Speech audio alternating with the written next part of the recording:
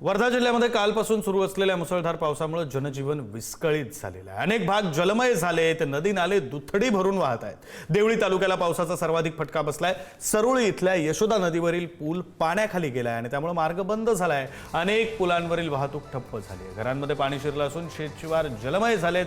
समुद्रपूर तालुक्यातील पिपरी जवळ नाल्याला पूर आल्याने विद्यार्थी तासनतास अडकून पडले होते।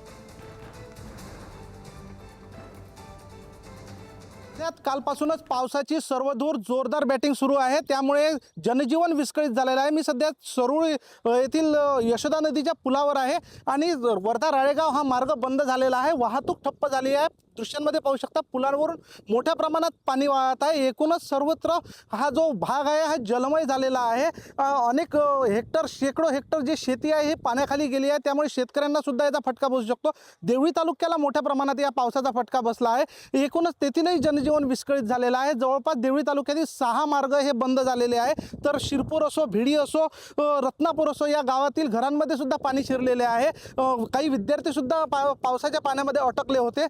एकूणच एका युवकाला रेस्क्यू सुद्धा करण्यात आलेला आहे। DDRF NDRFच्या पथकाने ते रेस्क्यू केलेलं आहे। एकूणच पावसाची जोरदार बॅटिंग असून काल पावसाचा ऑरेंज अलर्ट होता, तर आज येलो अलर्ट आहे।